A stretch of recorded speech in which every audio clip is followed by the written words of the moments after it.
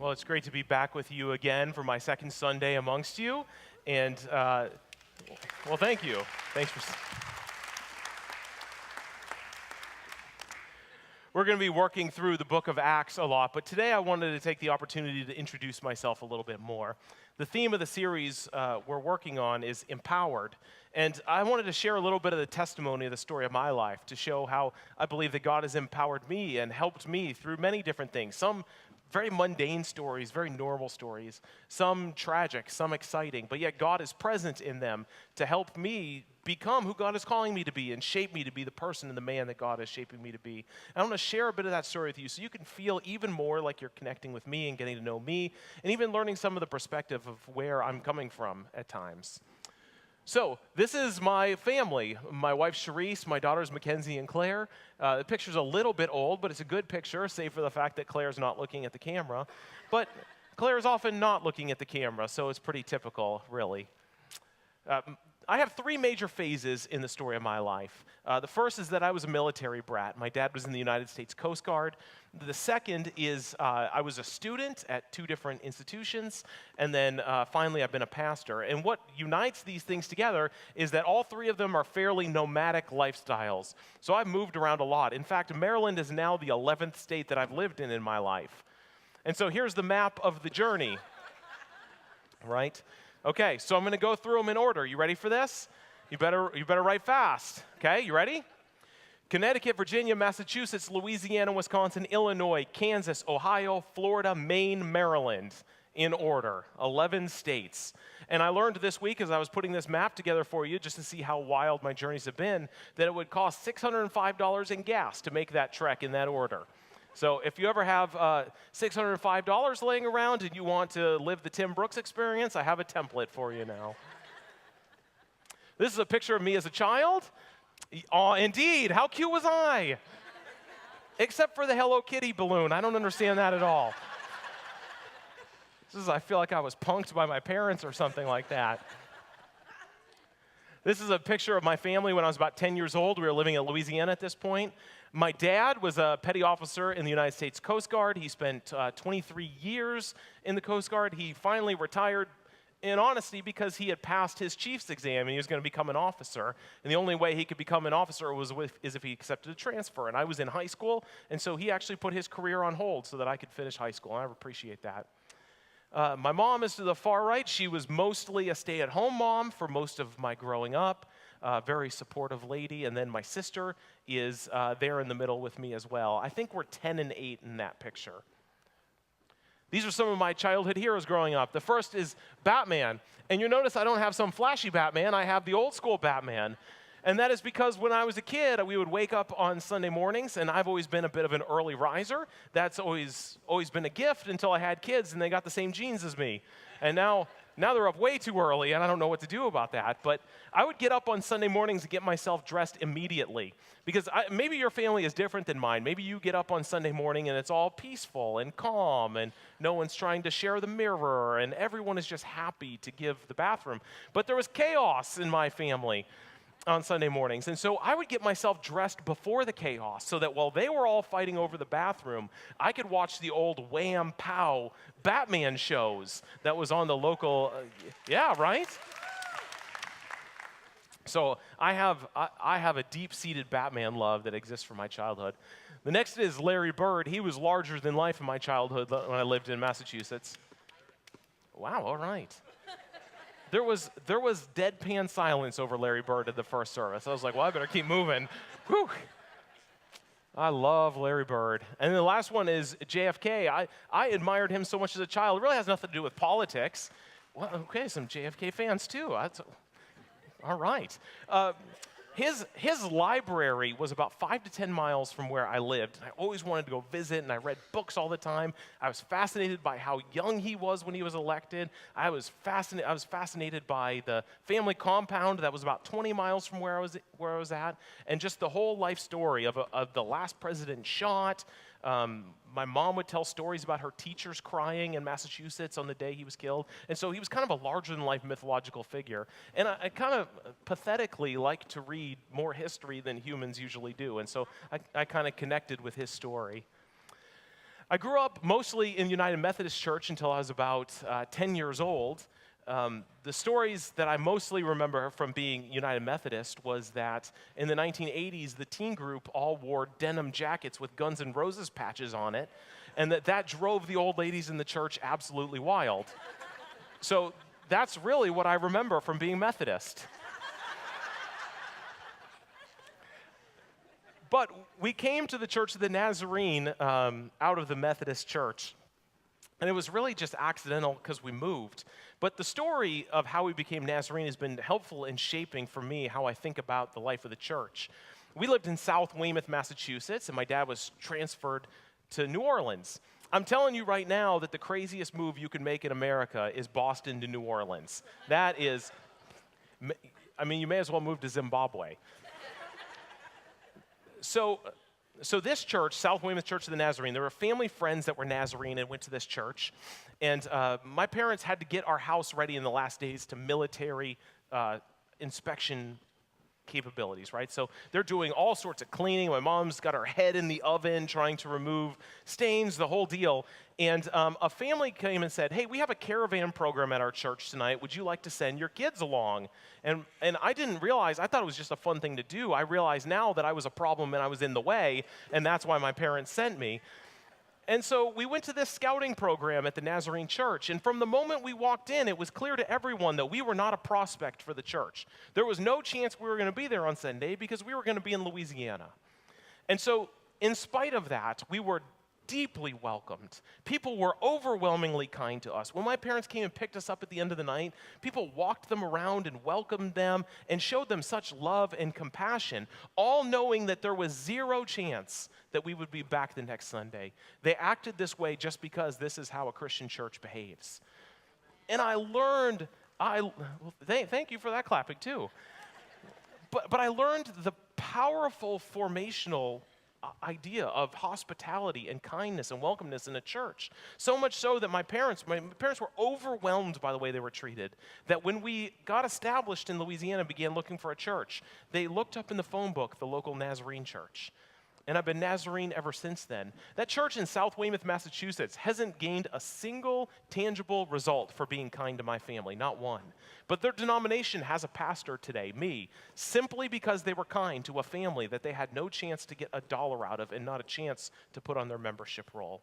And I think that that's important, that we do the kingdom work of hospitality in the church for the sake of what God is doing, not simply what we're doing. I had plans growing up. I remember when I was in first grade learning math just so that I could tell the kids at our table how long before we would go to college. I was that kid. And I wanted so badly to be a lawyer. And I wanted to be a lawyer, at least in part because my family didn't have a lot of money. My dad was an enlisted man in the Coast Guard. My mom was a stay-at-home mom. We struggled to make it. And so I was frustrated struggling to make it. So I knew I wanted to make money. That's what I wanted to do with my life. And then my dad would bring me into downtown Boston as a kid. And every time we would come out of the T and get out of the station and walk up, it would be so busy and people were wearing suits and they looked like they had somewhere to go. And I wanted to be a person like that. They smelled of money and power, even to me as a 6, 7, 8-year-old. And I knew that's what I was going to be when I grew up. I found out that lawyers made a lot of money and they got to argue. And those were two passions of mine. And so I really wanted to be a lawyer. I had grand plans of Ivy League schools and law schools and the whole deal. This is what I wanted to be when I grew up, and I made every plan possible to do that. My mom would argue with me all the time, telling me that I couldn't be a lawyer, that maybe Christianity and law didn't go together, which I didn't understand. I kind of still don't. But she was really afraid that I would sell my soul for money and power and being right. And so we would argue all the time about what I was going to do when I grew up because this is what I wanted to do. But God had other plans for my life. And at this place, this Bible camp in the summer of 1996, I had showed up in that place like most good Christian kids do, or at least Christian boys do, and that was to meet girls. And so I had grand plans of getting together with a girl, one in particular that I really liked. And in the last service, Friday morning, I was very excited. We had a communion service. I wasn't excited for the communion. Sadly, I was excited because I was sitting next to the girl that I had interest in. And so I thought camp was going just like it was designed. But as the preacher that morning began to speak, God spoke to me, and it's never really happened quite like this before, but the room emptied out in my imagination, and I heard only the voice of God telling me that my plans were insufficient, that his plans for me was to be a pastor and to be a preacher and to begin on that trajectory. And I'm telling you, I was very, very ingrained in me, what I was going to do, what I was going to be, where I was going to go, how I was going to spend my life. And for some reason that I can't explain to you today, the power of God, the presence of God was so real that I knew the only correct answer was yes. And in that moment, I laid down my plans and my direction and took up God's plan and God's direction for my life. And it's been an incredible journey ever since then. God has been faithful to me. And all the things that I feared have not come real. And all the things that I hoped for, that I truly hoped for, God has fulfilled for me. And so doing what God calls you to do is a journey of unexpected turns, but it's a journey that fulfills as well, and I've been fulfilled all the way through.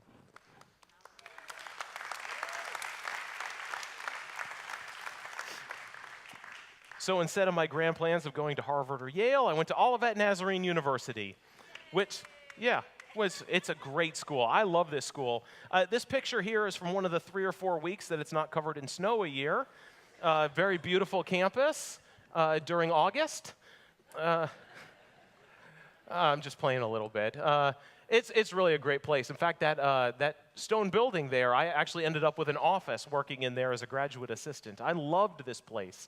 I got a Bachelor's of Arts in Religion and a Master's of Arts in Theology from this place. And just incredibly moving and important moments in my life happened here. I married Charisse during college. This is a picture at our wedding, clearly. We don't dress up like this for Halloween. We were married in 2001. We were both aged 19. I mean, I don't know that I recommend it, but it worked for us. It was, in fact, we had kind of dated off and on. We met in junior high, and we broke up a bunch of times in junior high, like one will do. That girl I wanted to sit next to wasn't Charisse. The next year at camp, I sat next to Charisse. I liked that better. So we started dating officially when Charisse was 15 and got married 4 years later. And everyone told us when we announced we were going to get married, they said to us that we can't get married because Charisse is not going to graduate. I thought that was the strangest thing. I didn't get that at all. I mean, they knew us. They knew that Charisse was the responsible one. So I don't know why they thought she wasn't going to graduate. We both graduated. Both of our grades went way up after we got married. It was like we became adults. It was a beautiful thing. Most people become an adult and then get married. We did it the other way. It worked for us, okay? There's a picture of us with the cake. I quite told her for months leading up to this that this was going to happen, and she kept telling me, no, it wouldn't happen. And I told her, yes, it's going to happen. I mean, your choice is not get married to me. So she showed up, and we put cake in each other's face. There's a picture of her. This is from a recent mission trip we went on to Puerto Rico. Charisse graduated from Olivet with a Bachelor's of Arts in, I think it's a Bachelor's of Arts, could be a Bachelor's in Science, whatever. The bachelor's degree from Olivet in early childhood education. She started out by teaching kids in like 4K. Most recently, she's taught English as a second language. She worked in Lewiston, Maine when we were there teaching there. She's hoping to get another job teaching ESOL, as it's called here, in the Howard County school system. So we're praying for that if you want to join with us. And that's her plan. She's now got all sorts of certifications in teaching English as a second language. She taught third graders most recently. The major tragedy of my life, all good stories have tragedies and conflict. For me, it was the story of my dad getting cancer. He got cancer when I was started my master's program, Charisse's senior year of college. And it all began with a very simple diagnosis that he had located cancer in his esophagus. They were going to cut his esophagus out, stretch his stomach to work as the esophagus, and it should all be fine. The surgery was very successful, went great. And the next morning, I came and saw him in the hospital. We talked, and I drove back to school to continue my studies. I got a call that night that the incision began to leak and that an infection had taken over, and they thought they could take care of it. But they couldn't take care of it. In fact, for nearly 6 months, my dad lay in a hospital bed entirely unresponsive. And we were terribly afraid that he was going to die. He didn't die. In fact, miraculously, he recovered from that infection. And Thanksgiving of that year, he came home for Thanksgiving. By this point, Charisse and I had moved halfway across the country to pursue God's call in our life in seminary. That was a very hard thing to do, to move from 2 hours from my dad's hospital bed to 10 hours from my dad's hospital bed. But on Thanksgiving that year, it was a huge celebration when I came back from Kansas City and spent the holiday with my dad, now out of the hospital. He was in a wheelchair, and we wheeled him around town, and we thought that life was good. We thought that healing had come. But 3 weeks later, before Christmas, 2 weeks later, we found out that while the infection that had kept him in the hospital had been cleared up, that during that time, cancer had reappeared and spread across his entire body. And so he passed away at the age of 53. I was 23, my sister 21, my mom 49. This is not how you plan life, to have your dad die before you have kids, before you've finished your education. And it's been a particularly coloring experience for me. I have empathy for people who get the diagnosis of cancer all too young. I have empathy for people who have lost people to cancer. And as a pastor, I get to stand with people telling, after tragedies and losses, unexpected, that it becomes okay. And it does. It's not okay now, but it becomes okay. Eventually, it becomes a story that turns your heart a little bit, but you have memories of good times. And that's how I remember my dad now, a good man who loved me well and cared for me well. And I remember the good times I had with him, and I appreciate that more than anything. I proceeded to graduate from Nazarene Theological Seminary in May of 2007. This is a picture of my family, my wife's parents. I graduated the Master's of Divinity there, which is the historical standard pastoral degree out of a seminary. I proceeded to graduate from there again in 2016 with a Doctor of Ministry. So I've paid a lot of student loans. A great accomplishment that I'm proud of in my adulthood is that I lost 125 pounds. Thank you. I used to play offensive line in high school. I was a big, strong, hulking guy. But upon my dad's having died, I wanted to make sure that, I'm not throwing this on my dad, but he was out of shape in his 50s. And I was afraid that I could one day end up sick and out of shape and not prepared to handle an illness. And so I wanted to make sure that I was in the best shape possible for a long life to give to my family. And so I began the process of dieting differently, exercising more, and I lost 125 pounds. Unfortunately, I turned 30 and have gained about 25 of those back, 30 of them. The 30s are terrible, aren't they? No good, no matter how hard I try. But anyways, I'm still in pretty good shape compared to where I came from. These are my kids, Mackenzie and Claire. They're 10 and 7 now. This is a picture from Valentine's Day this year, and they are just the delight of my heart for sure. They both like playing sports, and so I've got a couple pictures up here. I don't know how clear the picture is to the left, but you see the yellow soccer ball with the arrow pointed to it. This is Claire, my 7-year-old, taller than all the girls on the field, scoring a goal by chipping the ball over the goalkeeper. That's a pretty miraculous thing for a 7-year-old to do. In fact, this last year, Claire in Scarborough, Maine, led the city in scoring in soccer and basketball. So she's a pretty good athlete. Yeah. My other daughter, Mackenzie, who you see playing soccer on the right, is a tenacious defender. I mean, she's just a brick wall when she plays soccer and basketball. And then just yesterday, she played softball here as well, and against one of the best teams in the city, she pitched for the second time in her life, struck out 2 of the 3 hitters she saw, and had the other one ground out to first. Second time in her life on the mound. And so I think they're pretty great. I love watching them compete, and they're pretty cool kids. For the ladies who need baby pictures, there you go. The one on the left is Mackenzie. That look on my face is knowing that diaper changes are coming and not knowing what to do about that. On the right is our family complete right after Claire's birth. This is me being interviewed for the news after Mackenzie was born. I was interviewed on the news after Mackenzie was born because we delivered her in the driveway.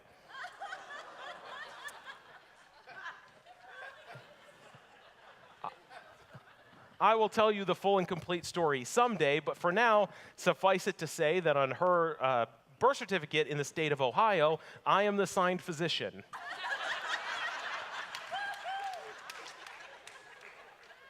This just leads me to believe that med school is overrated. Here's a picture of my ordination in July of 2008. The lady with the blondish hair there is Dr. Nina Gunter, who was a general superintendent in the church. This was really the culmination of my studies and my preparation, the moment that the church laid hands on me and put the weight of history upon me, and I felt a special touch of the Spirit. I really did. Empowerment to continue on in the call that God, in the trajectory that God had placed me on. A beautiful and wonderful moment in my life. My favorite sports teams. These are my two absolute favorites, the Boston Red Sox and Chelsea Football Club. Yeah. I'm used to the boos.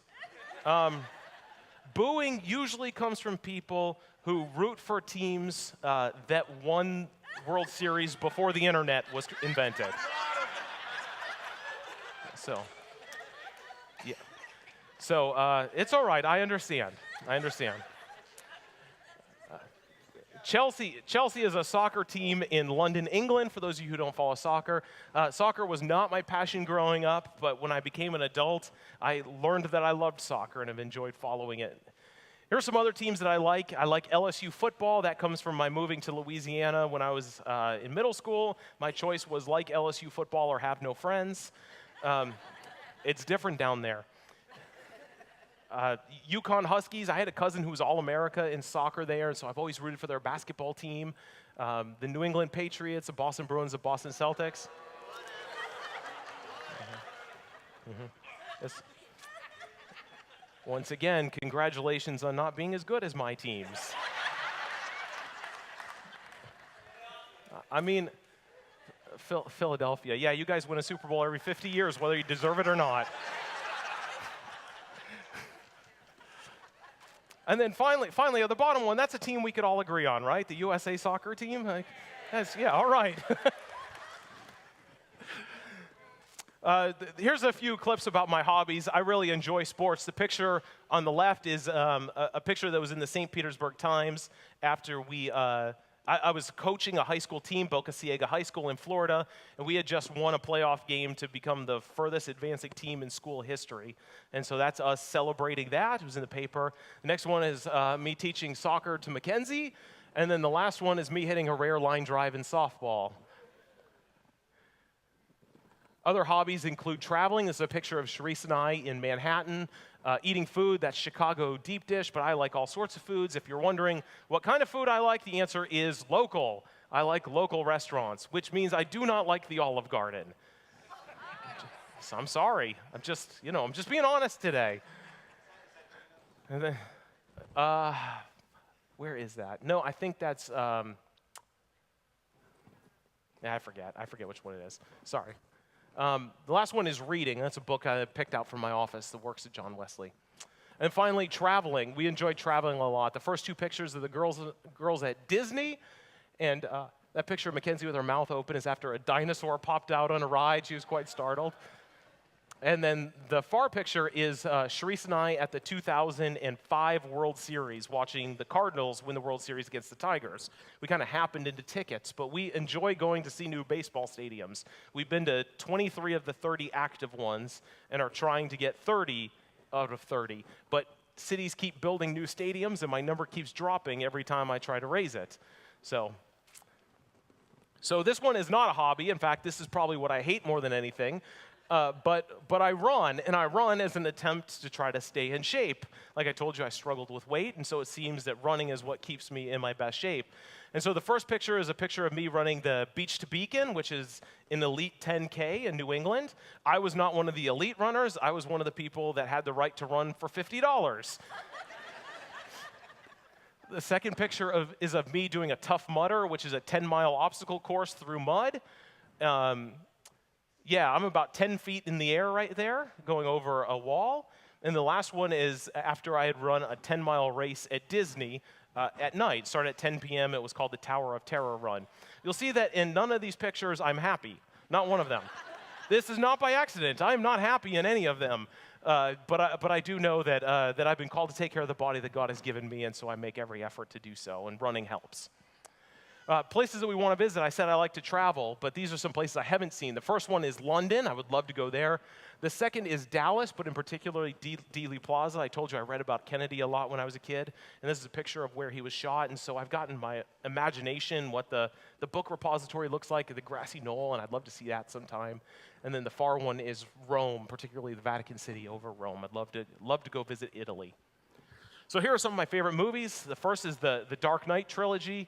The second is The Bourne Identity. I enjoy action movies, and I like Matt Damon. And the last is James Bond. Sean Connery is okay, but Daniel Craig, those are movies I really like. So there's some examples of movies that I love. Here are my favorite TV shows. The Office, Seinfeld, and Parks and Recreation. What you can see that weaves through all of them is that I apparently like dumb humor. Here's some of my favorite books. The first is Moneyball, which was made into a Brad Pitt movie. I tell you, when I read that book, I didn't envision Brad Pitt at all, but they pulled it off. The book is about building a baseball organization, or really any organization, by looking at things differently than everyone in the competition is doing, by seeing what's actually happening and not just what tradition is telling you is happening. And I enjoyed the creative thinking about it. The next book is To Kill a Mockingbird, which I first read in high school. Most of us have that assigned at some point in high school.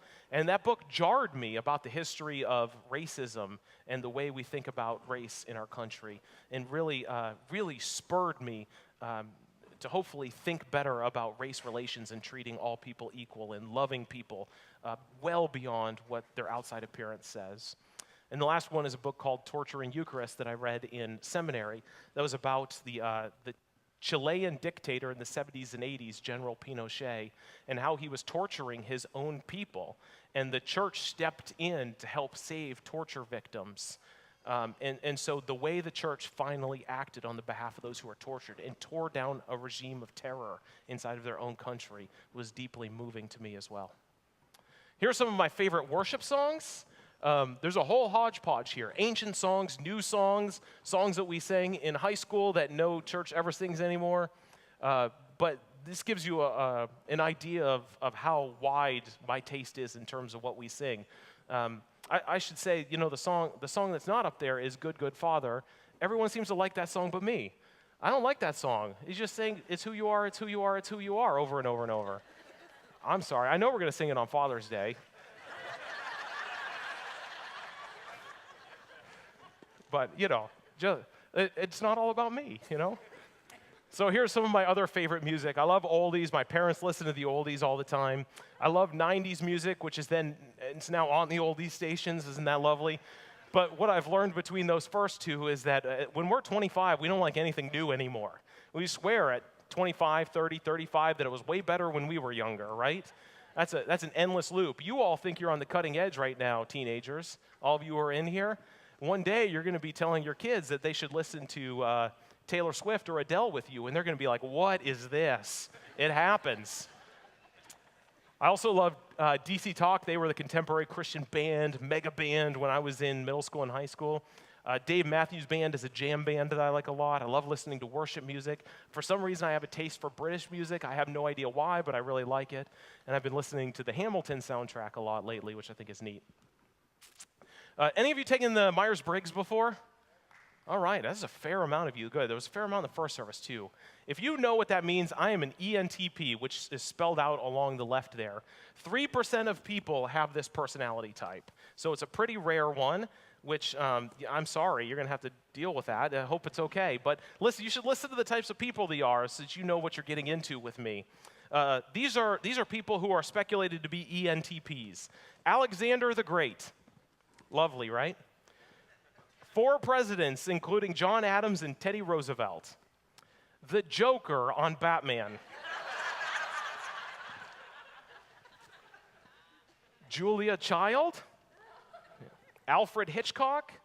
And then a whole bunch of comedians. You ready for this? Tom Hanks, Rodney Dangerfield, George Carlin, John Candy, and David Spade. Which, I mean, if you read through those names, you would see that an ENT probably likes accumulating power, but is funny while doing it. I guess. I hope that's not me, but, that's where I'm assigned. How about StrengthsFinders? How many of you have taken StrengthsFinders before? All right, that's a good amount of people. My strengths come up like this. Woo, which is winning others over.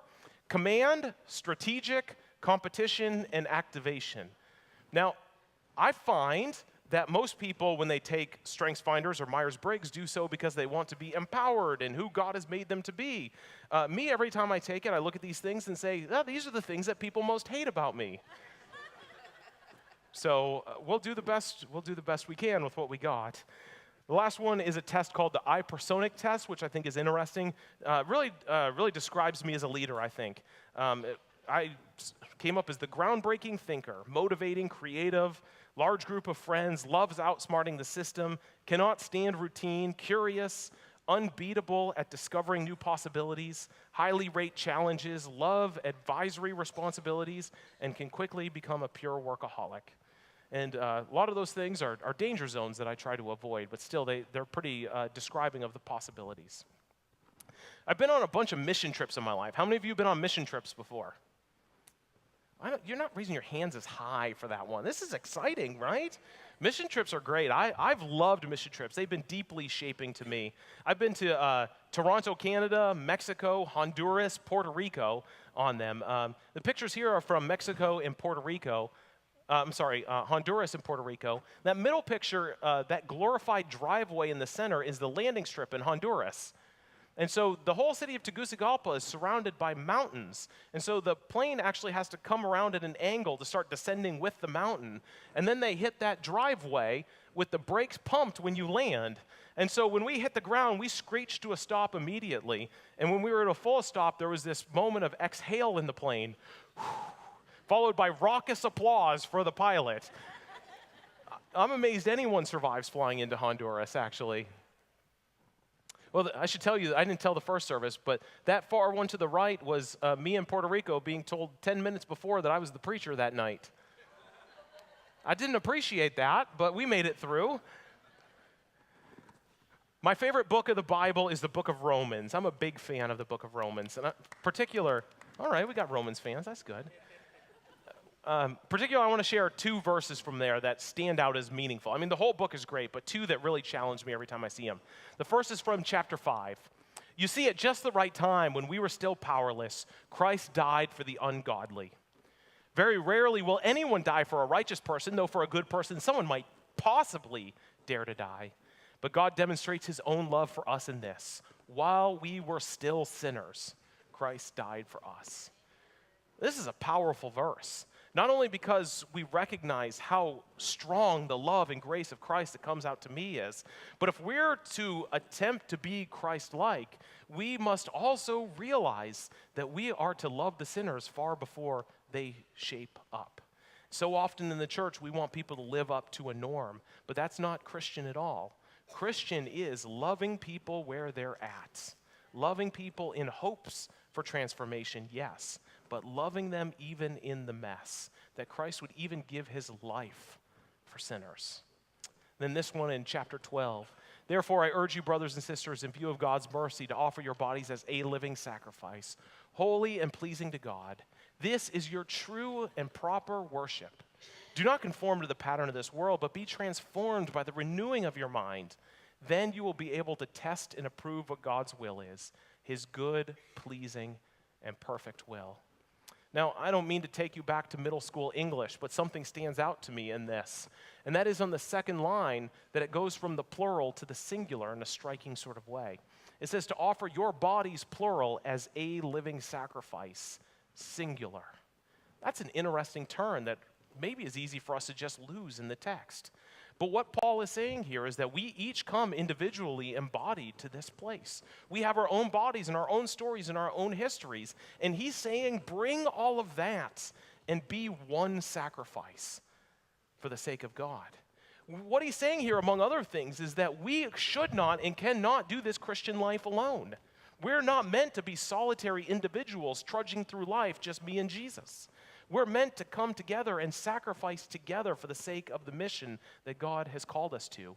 That if we're going to do this work of testing God's will, if we're going to do this work of being transformed by the renewing of the mind and avoiding the patterns of this world, we ought to do it together. And that's a profound call that Paul puts in our life. Another one of my favorite texts, and this is the last text I'll read today, is from Philippians. Another one that just rocks my world every time I read it. It says this: "Therefore, if you have any encouragement from being united with Christ, if any comfort from his love, if any common sharing in the Spirit, if any tenderness and compassion, then make my joy complete by being like-minded, having the same love, being one in spirit and one in mind." You may notice here that Paul doesn't say to make his joy complete by believing the same exact thing. He doesn't say making my joy complete by having the same opinions. He doesn't say make my joy complete by looking alike and acting like. He says make my joy complete by being like-minded, having the same love, being one in spirit and one in mind. We bring our diversity together and find unity in Christ. Do nothing out of selfish ambition or vain conceit. Rather, in humility, value others above yourself, not looking to your own interest, but to the but to each of you to the interests of others. Well, that seems crazy, right? How do we do that? Well, we look to Jesus. In your relationships with one another, have the same mindset as Christ Jesus, who, being in the very nature of God, did not consider equality with God something to be used to his own advantage. Rather, he made himself nothing by taking the very nature of a servant. Being made in human likeness and being found in appearance as a man, he humbled himself by becoming obedient to death, even death on a cross. Therefore, God exalted him to the highest place and gave him the name that is above every name, that at the name of Jesus, every knee should bow in heaven and on earth and under the earth, and every tongue acknowledge that Jesus Christ is Lord, to the glory of God the Father. That's a beautiful poetic text, generally understood to be a hymn that the early church would sing, that Paul puts in this text in Philippians. But it's an incredible reminder of the power of humility, that if we lower ourselves for the sake of the mission that God has given us, we will also be exalted with Christ. And God proved himself faithful in Jesus, that Jesus accepted his mission and call all the way to the cross, and God did not leave him in a tomb. God raised him to new life. And for those of us who will be faithful to the call of humbling ourselves for the sake of others, God will redeem our lives and our bodies as well. So what's my pastoral passion? I was told that it'd be a great way to shape this up by kind of turning this around and saying, what are we going to do together? What do I see? What do I sense? Who is God calling us to be? Well, my pastoral passion is really this: connecting the people of God to the mission of God for the salvation of the world. I want to help empower you to be the Christian that God is shaping you to be. Whether it's through sermons or counseling or friendship or small group, I want to help you see where your place is in the mission of God so that we can see salvation of the world. Individuals we know, people we know, communities we know, countries we live in. I would love to see the salvation of the world come through the way we are finding our place in God's mission for us.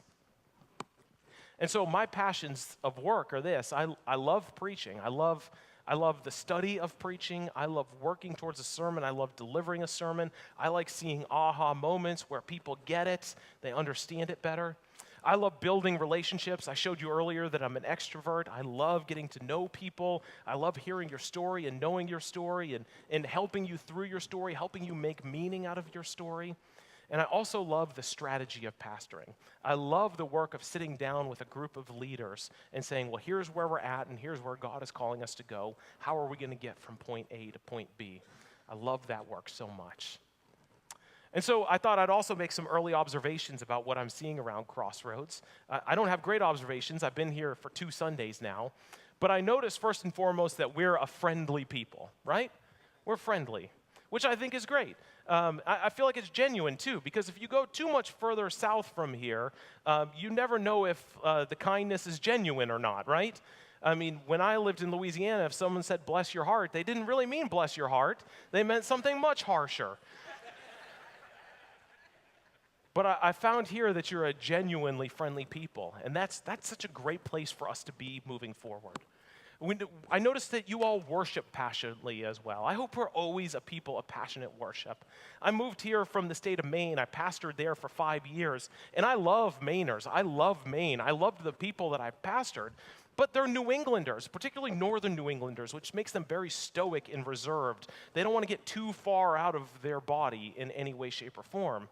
So when Sharice and I came in here to do our meet and greet night with many people who came out that night, we sang the song Death Resurrected, I think it's called.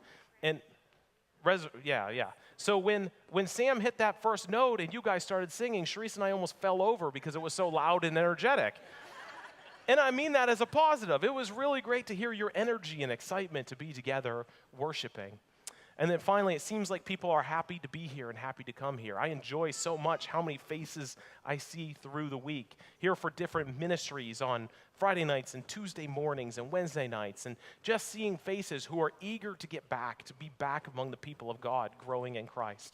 I think that's a great thing about us as well.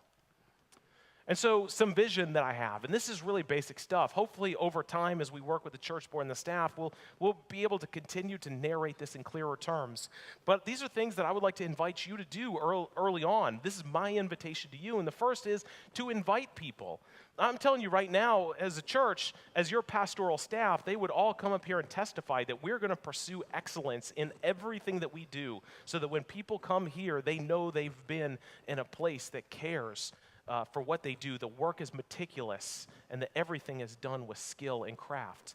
But pastors most typically aren't going to be the engine of invitation. In fact, Pastor Norm and I were just talking this week about how awkward it is when we meet someone new and we get to that inevitable moment. They say, well, what's your job? Well, I'm a pastor. Yeah, and they start rewinding the last 10 minutes of what they said. That's a painfully awkward moment as a pastor. I just want to meet you. I'm not here to judge, right? It's going to be you all inviting people in your jobs, in your neighborhoods, at your kids' sporting events and musicals and recitals. It's your invitation of bringing them here. Now, once they get here, we're going to take care of them. We're going to show them Christ. We're going to prepare with excellence. But it's you all inviting people to come join the common life that we have at Crossroads that's going to help us take off. So I want you to be an inviting people. I want to be the kind of church that's not just wide, but also deep. So when we talk about inviting, we're talking about certainly expanding our reach in the community. It would be great to see our numbers go up, and our numbers say something, but they don't say everything. If we're the kind of church that's 2 miles wide, but also 2 inches deep, are we really doing the work of the kingdom of God? I want to be a place of rich depth, where we're growing deeper in Christ, where we see lives being transformed, and then transformed lives taking on next steps to knowing Christ more and deeper and connecting with Him. I want to invite you in that process to join a small group. I honestly don't even know what our small group numbers are, and so I may be talking out of turn, but I think joining a small group is important. When I was a kid, we used to have 4 or 5 hours a week in organized church times. Sunday morning, Sunday night, Wednesday night. There are multiple opportunities for us to spend hours in church. And nowadays, many people attend 1 a week because we're busy. Now, I'm not knocking about busyness or the way things are, how things have changed. Life changes, I get it. But taking that extra time to find moments of discipleship where you sit under another teacher and you share thoughts and you work with what you're struggling with and you dig into the text are moments where Christ's call in our lives and His holiness really begins to take root at a gut level in our life. And then I also want you to think about starting small groups. Let's not be satisfied with where we're at. There's more people to reach. There's more stories to hear. There's more transformation to be had. And maybe God is pressing you to start a small group. And if God is doing that, come and talk to us. Talk to Pastor Norm. Talk to a pastor that you work with at children's ministry or teen ministry. And let's see if it fits the vision and trajectory that we're going in. Let's keep reaching people where they're at so that they can hear the good news of Jesus Christ. And so that leads me to a final story that I want to share. The band can become making their way up. There was a California farmer who kept sheep who won a grant to go all the way out to Australia to see what the farming patterns were in Australia. They were all very excited he was very excited about this grant, so he got in a plane and flew out to Australia, every dime paid for him to see how Australians herd sheep. And after a few days of being there, the Australian who had been guiding him around and teaching him asked him if he had made any observations about what they do there.